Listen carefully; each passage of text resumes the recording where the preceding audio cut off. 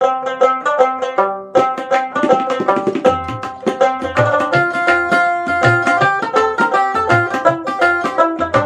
আলাইকুম। আসলে আমরা দেখা যায় যে বাড়িতে তরমুজ খাওয়ার পরে তরমুজের যেটা খোসা এগুলো ফেলে দিই, কিন্তু এগুলো যদি ছাগলকে দেন ছাগল কিন্তু সুন্দর খায়। আপনাদের দেখাবো কীরকম খায়। খোসাগুলোকে একটু ছোট ছোট করে কেটে যদি ছাগলকে দেন ছাগল কিন্তু খুব সুন্দর খায়। এক কথায় ছাগল প্রায় সব কিছু খায়। তো ছাগলের যদি খাবার দিকে লক্ষ্য রাখি তাহলে ছাগলের শরীর স্বাস্থ্য যথেষ্ট ভালো হয়।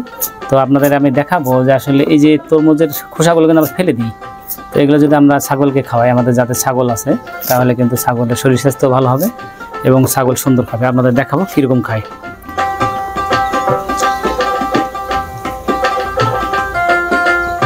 বন্ধুরা দেখুন, এখানে আমার ছাগলগুলো তরমুজের খোসাগুলো খাচ্ছে, কত সুন্দরভাবে দেখতে পাচ্ছেন।